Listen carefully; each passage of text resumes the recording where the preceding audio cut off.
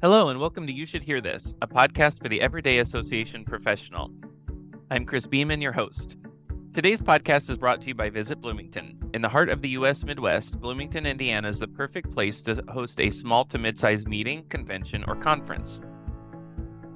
Offering unique and flexible venues available to groups of up to 400 people, as well as a hub for higher education at Indiana University, a nationally revered culinary scene, and natural wonders like the Hoosier National Forest and Monroe Lake, Bloomington is sure to wow your guests during and after your event. Go to visitbloomington.com to start planning your next meeting. Today, I'm excited to welcome Amber Van Til, President and CEO of the Indiana Bankers Association. Amber has been with the IBA since 2002, serving in multiple leadership roles before being named CEO in 2017. Recognized as the 2023 Association Executive of the Year by the Indiana Society of Association Executives, Amber brings decades of experience in banking, advocacy, and leadership. With a background in law and business, she's a trusted leader in the industry and actively involved in numerous boards and organizations. Today, we'll explore her leadership journey and the insights that earned her this prestigious recognition. Welcome, Amber. Hi, Chris. How are you today? I'm doing well. It's a beautiful fall day in Indiana. It's a beautiful day. Lucky us. Absolutely. Well, thanks for being here. I guess the first question out of the gate is, what does it mean to be named the Association Executive of the Year? What does that mean to you? And how has this recognition impacted your leadership journey? Chris, it was certainly an immense honor and an incredible surprise. We always attend the Star Awards put on by ISAE, and my team had nominated me, and I was not aware of that. And, they start to describe the winner, and I thought, oh gosh, that sounds familiar. So, no prepared speeches or any of those things, but it certainly was an honor. And, as I reflect on the many years that I've attended the Star Awards and the exceptional professionals who have won that award, made it all that much more special to me to be counted among them. Absolutely. There's definitely some prestigious names in that group, and of course you are one of them. So I think as we were, talking through your bio, you've been with IBA for over 20 years. I'm just curious, as you've grown with the organization and, in your own professional, just as a professional, how has your leadership style evolved throughout your time with the organization? My leadership style has evolved significantly. I started at the association right out of law school in the government relations department. And the skill sets that you need to be a lobbyist, to be a fundraiser, are quite different than those that are necessary for a CEO position. I had the benefit of having a 2-year transition period with my predecessor, who was also an association professional award winner, Joe DeHaven. And so I had some time to sit down with the team members, to engage with an executive, a coach, and really take some time to assess what my thoughts about leadership were, what the reality of leadership was, and to get my feet set and my mindset in order before I took over the reins of the association. And while I made lots of mistakes, as all practicing CEOs do, right? Because we're all practicing, that really helped me to kind of step outside of myself and look at the things that I needed to explore and think about before I really stepped into the leadership position. Absolutely. And so, yeah, I mean, that's fascinating. I don't feel like everyone has that same opportunity to, kind of shadow, if you will, and sort of prepare in that way. So that's pretty cool. Yeah, and so you talked about that experience, but I'm curious, are there other mentors or influences that shaped your approach to leadership? And if so, speak to maybe one or two of those. And then how do you in turn mentor others in or outside your organization? I have the benefit of representing, over the span of 20 years, hundreds of community leaders at the association in my capacity, both as a GR professional and as the CEO. Indiana's bank leadership are the leaders in their community. And that's one of the things that we cherish at the IBA and in our industry, is just the quality of human beings that are leading leading, all of our institutions across the state and leading their communities and their hospital boards and their chambers and their Kiwanis and all of the good work that they do in their communities across the state. But I didn't have to look too far for mentorship. Both of my parents I like to tease, are recovering bankers. They are retired. My mother was a vice president, started in a teller position, worked her way up through a larger institution before she retired, before I went to law school. And we used to always joke that if mom had not retired, she probably would be working next to Jamie Dimon at JP Morgan Chase. She's just a go-getter, a lot of tenacity and passion for the work that she does. And now she reserves her time for charity work in her community, and her community has benefited immensely because of that. My father, when I started at the association, was head of lending for his community bank, and over a short period of time worked his way to the CEO position, became the chairman of the Indianapolis Federal Home Loan Bank, and then became the chairman of all the chairmans of the Federal Home Loan Banks toward the end of his time in the industry, and working still in the position of CEO at his institution. It's the tenacity of my mother. It's the wisdom of my father. It's the red line to ask questions about banking that I feel like maybe I should have known, but I've got a great resource. I don't know that there are any industries that have more acronyms than banking. I constantly say, well, what is that? And what does that mean? And having that resource. But when I was a kid, I was really taken in with the idea of serving community. And I got to see that firsthand in the way that my parents not only led through the way they interacted with families and businesses and their positions at the bank, but how many volunteer opportunities they said yes to. And I got to play witness to that as a kid, and seeing them make a difference in the community that we lived in. And still to this day, I can be the CEO of the Indiana Bankers Association, but in my hometown, I'm Dan and Judy Moore's daughter, because they are revered in their community, because they've spent a lifetime in service to others.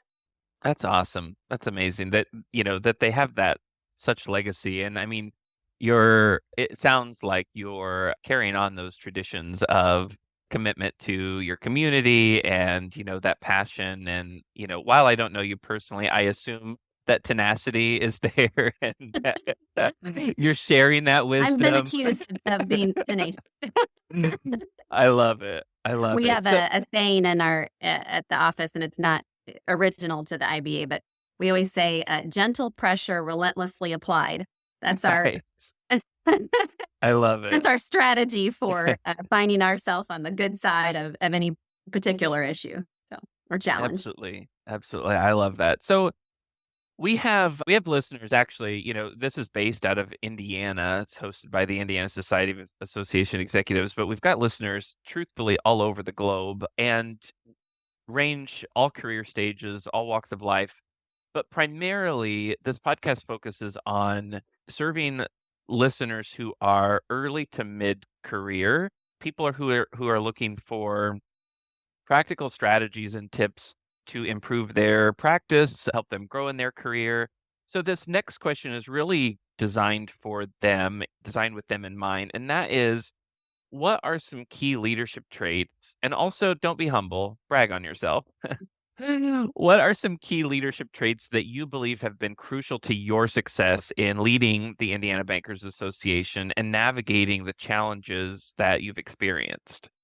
Let me tell you a story about how I came to find myself at the IBA. I was getting ready to graduate from law school, and it became very clear to me that I was interested in working in government relations, but not really in a law firm.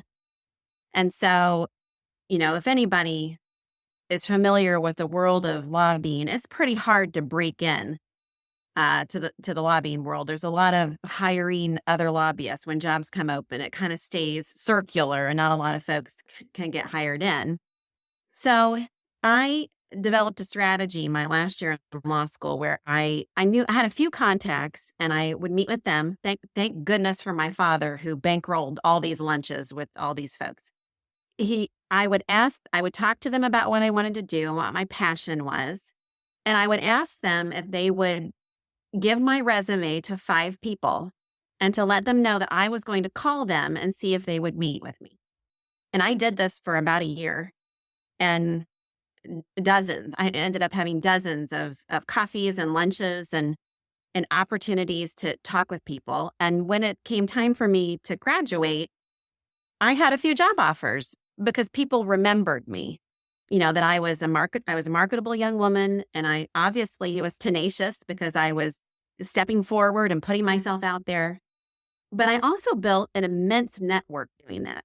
So once I actually had the job, wow, those connections came in to be very important, because in the world of lobbying, it's all about relationships, building relationships, not being afraid to make the ask, I think, is one of the most important things as a young person trying to develop leadership skills. Put yourself out there, ask for the work, ask for the opportunity. If your boss says, hey, we're doing this, but it's not optional, if you want to grow and if you want to move up the ladder in your organization, it isn't really. It's not optional. You show up every time there's an opportunity. You stay late. You help clean up. Show that there is no job that's too small for you, because if you're willing to do those things, then you're passionate about the organization. You're passionate about what you're serving. It's not about you. It's about the members in the organization and the issues that you're battling, or the progress that you're trying to make in that organization, rather than being about you and your personal goals of climbing the ladder in an organization. And when leadership sees that, that's a very attractive future candidate for management. And as someone who's been in management for a while, I'm always looking for those things. I'm always paying attention to kind of the heart behind the younger employees who work for us. And it's easier to see, and I keep them in my mind and think about them as I'm setting forward future plans. And we have at the association, we have a really robust future leadership division. We're really always trying to find leadership positions for them within the association so that we can grow them. And I can't tell you how many people now sit on our board of directors who were at one point in the future leadership division. And they're people who've stepped forward to say, not only do I want to, be a leader in my bank, but I want to be an industry leader. Put yourself out there, take chances, make the ask, volunteer for jobs that you may even think are beneath your skill sets. But what you're showing management is your willingness and your passion for what you do. Yeah, absolutely. I love that. And the reminder too, you talked about relationships, quite a bit. And I think it's the reminder that in this world of constantly asking ourselves the question of return on investment, in every professional job I've ever had, and I mean, even on some board roles I've served on, there's this conversation of ROI. And I think relationships, people sort of forget that it's long game, right? Like you don't always, when you go and get coffee with someone, you're investing in that relationship longer term. You're not necessarily going to see that ROI. I'm putting in air quotes for those that can't see immediately, right? Like that doesn't necessarily pay off with a job offer right then and there, but Right. it does down the road because you've made that investment. Right. And So, of course, bankers love a good ROI. yeah, right. But I can't think of how many times a door has closed, but a window has opened from a relationship that had been established long ago. And so maintaining those relationships throughout your career are really important. And they do take time. They take a Right. phone call, they take a lunch meeting or a coffee or a thank you note. But you just never know when a relationship that you developed 10 years ago is going to become the new most important relationship in your Right. professional career. Yeah. I love that. So let's turn to industry. A lot of us, well, some of us actually enter the association in the world from industry. How, and the financial industry itself is constantly evolving, it's ever changing. How do you lead your organization through periods of uncertainty and or significant change? We've just been through that with COVID, and the banking industry stepped up in a way that really supported all of American society with the implementation of the PPP funding program, which nearly everyone benefited from. And we sort of joked the whole time we were building the plane as it was taking off, but it was done very successfully. In partnership with the IBA, we had daily calls with our members to update them on what was happening with the Treasury and the Small Business Association. And nearly all of our members got on a daily call with us. We were helping to connect them to get approval on a number of different things that each bank had to have in order to be able to process the PPP loans. I think as we think about challenges in the banking industry, and there have been many, we've seen quite a bit of consolidation over the last 10 to 20 years. We always want to be a few steps ahead of our members. We don't want to be responding to the crisis. We want to have already thought about it and have the resources in place for our members. Now, no one could have anticipated COVID. That certainly wasn't in our disaster plan. But we immediately engaged as a team with our national associations who were in constant conversation with the federal government and standing up these programs. And we were able to get information a lot faster than, in particular, the smaller community banks. And so we're able to serve as a great resource for our members. And that's just an example. But there are a lot of different aspects to supporting your members in difficult times, from finding vendor relationships that can support a new need. Think about AI, where it terrorizes us, but at the same time, we can see an immense amount of opportunity. And so helping our banks navigate that is going to be something that's very important for us to do. Government relations, from legislation that we could see at the state house to the federal government to regulation, both at the state and federal government. We want to make sure we're anticipating legislation and regulation that needs defense, and that we're filing bills and comment letters and pushing regulation for issues that we need to address. And then there's the networking portion. The peer groups are very, very important. We value the special relationships in Indiana that our banks have with each other. And many of our vendors who attend different conventions and conferences across the country say, Indiana has a special thing going on. The banking industry is really a family atmosphere. And we think we provide great education at the IBA, but we know the primary reason that bankers attend convention and mega conferences because they get to be together. And our facilitation of peer groups and the sharing of information between banks is what elevates all of our banks. Sort of the all ships rise notion very much is in the belief system of the Indiana banking industry. And we consider it an honor to have the opportunity to facilitate that we can all find the best vendor together that serves our communities and our customers best. We can find the best educator on AI and have all of our banks come together to learn. And it's a privilege to get to be that conduit for all of our members. Yeah. I appreciate you sharing too about being sort of proactive, because I think, in our world today, it's so much easier to be reactive, constantly reacting to the next thing that's happening. And it's easy to sort of fall into that pattern, and finding a way to break out of that and actually be more proactive for our members is something we could probably spend an entire episode on, to be honest. So I always tell our team, if our members are sleeping a little better at night, knowing that we have their back, that the partnership with the IBA isn't just sort of warm and cozy and friendly, and we all appreciate and value each other, but that we're standing up for their ability to serve their customers and their communities. And we're fighting the good fight every day. There's no day that we rest. Whatever issue comes up, we will be the ones to deal with it, and we will keep them informed. And if they rest a little easier because of that, then we've done our job. Yeah, I love that. Shifting, we've got, a few minutes left. I want to shift internally. I want to think, kind of think about the team that you oversee and kind of the culture within the IB. First, to build some context, how many staff do you have? We have 17 staff members. 17. And are you in-person, hybrid, fully remote?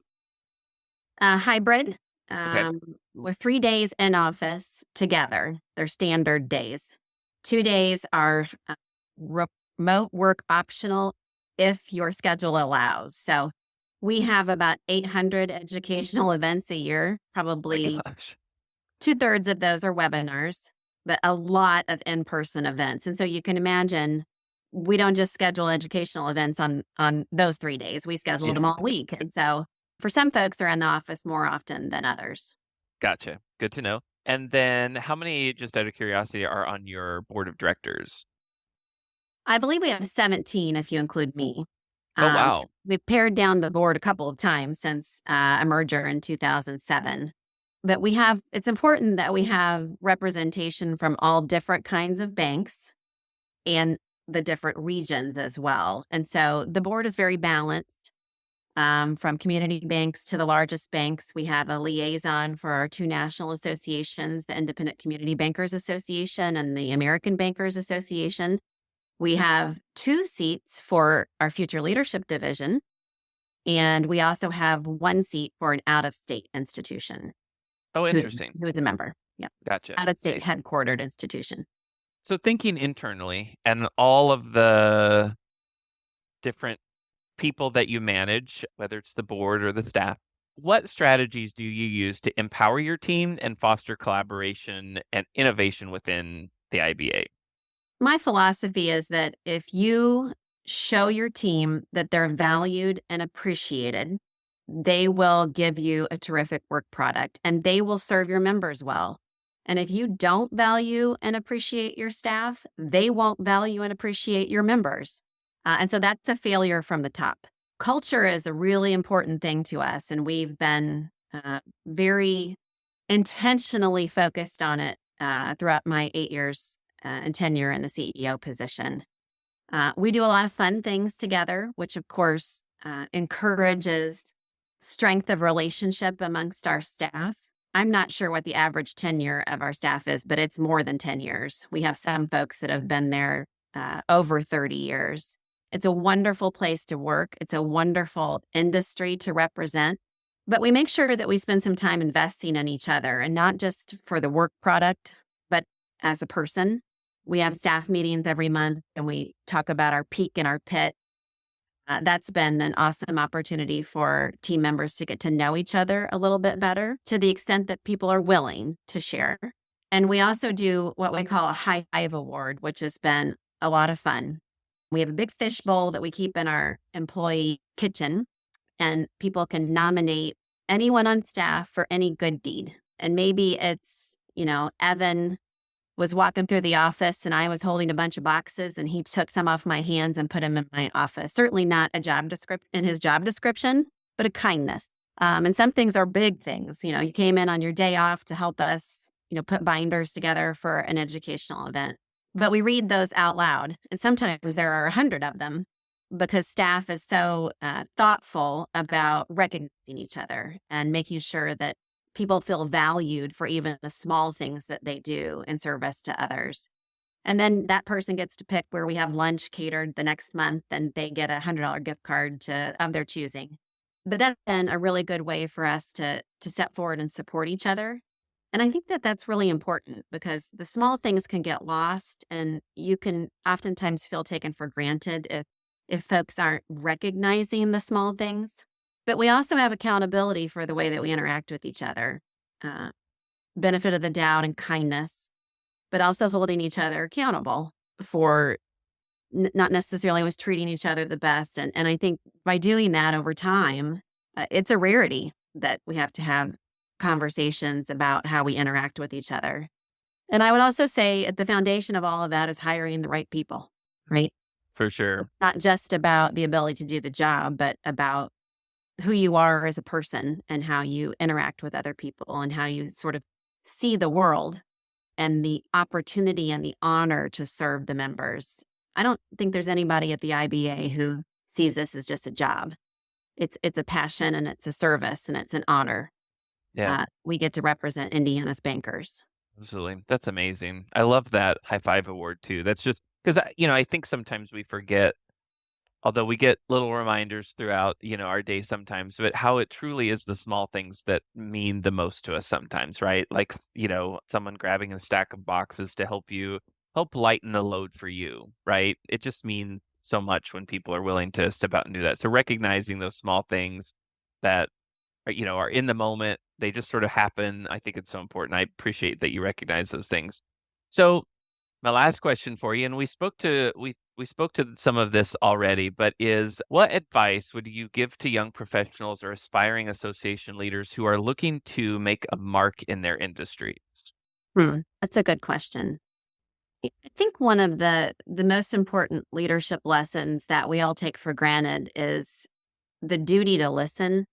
I think particularly when we're younger and we're ambitious and we know all the answers and we know how to do everything. I certainly was guilty of this. And, I talked earlier in the podcast about when I was moving from the GR position into leadership and I hired an executive coach and he did some assessments on me and he said, Amber, the one thing I want to start with is I want to introduce you to the pause. And I said, well, I don't know what you're talking about. What do you mean? What's the pause? And he goes, you've been responsible to fill the room with making sure people feel comfortable and the conversation keeps going. But now your job is going to be to not fill the room, to not be the one responsible for the conversation, but to be the one who listens and hears. And I think when you're younger, you have a tendency to want to bulldoze your way through things to get to your end goal. But one of the best things that you can do is just to listen. The best leadership opportunities will come as a result of that. The best actions in leadership, taking the right steps toward the right answers, comes from listening because you have heard what the issue is rather than a lot of people will, if you start talking about your issue, they're thinking about how to solve it before they've actually finished listening to you talk about the issue. And I'll be honest, for me, that has been the biggest challenge because I spent so many years working in politics where I was doing that. I was coming up with my rebuttal while the person was telling me what the issue was. And that was a hard transition for me. And I'm sure there are lots of folks out there who have young ambition like I did, who could certainly learn the lesson of just stepping back and making sure that you're hearing the whole story and the whole need before you determine how you can best meet that need. Absolutely. I love that. I love that. And yeah, admittedly, that is a lesson I'm still learning. So Well, me too. Yeah.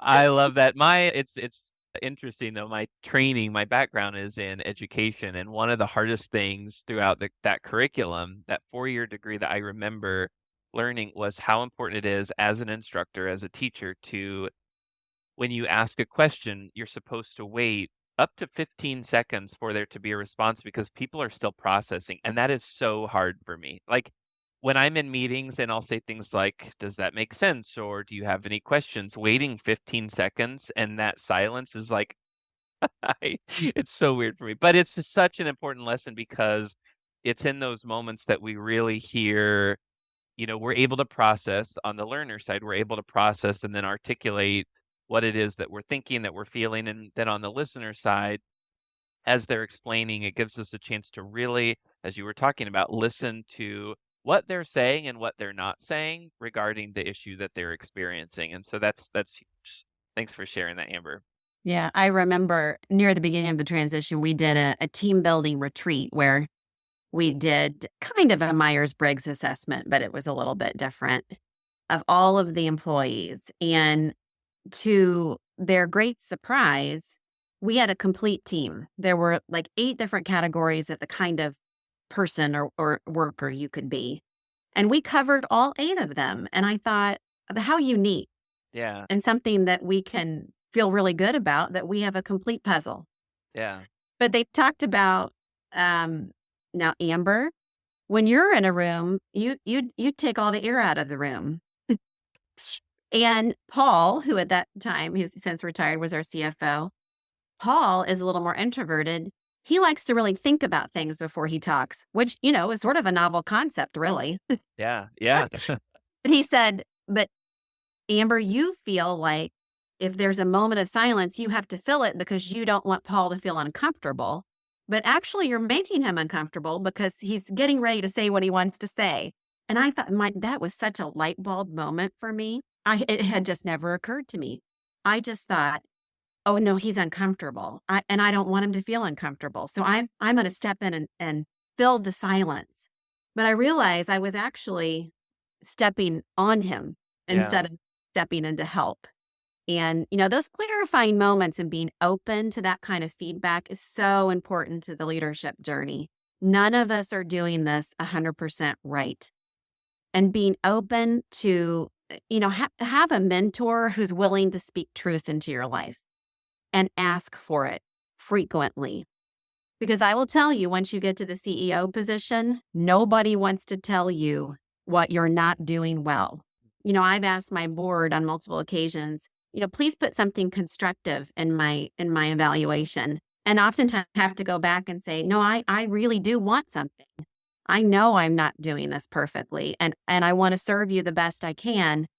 Please tell me where you see the gaps are. And don't just hope they'll be in your evaluation. Ask for that feedback. That's what makes you a better leader. Absolutely.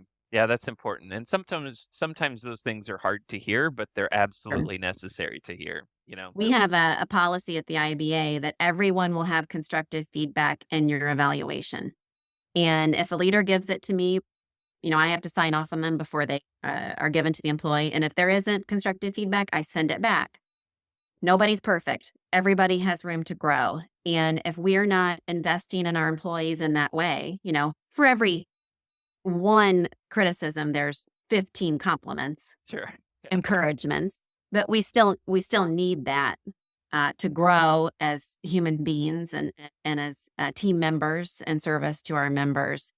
So I certainly would encourage any young leader to make sure if you're not getting that feedback in your organization, ask for it. For sure. And leadership will see that value in you, that you're open to improvement. Yeah, absolutely. Well, Amber, thank you so much for joining us this afternoon. I know you're remarkably busy, but I so appreciate you joining us for this episode. And congratulations again on your honor from last year. It's a really big deal, and I hope you and your entire team are so proud of that. Thank you, Chris. I appreciate that. Yeah.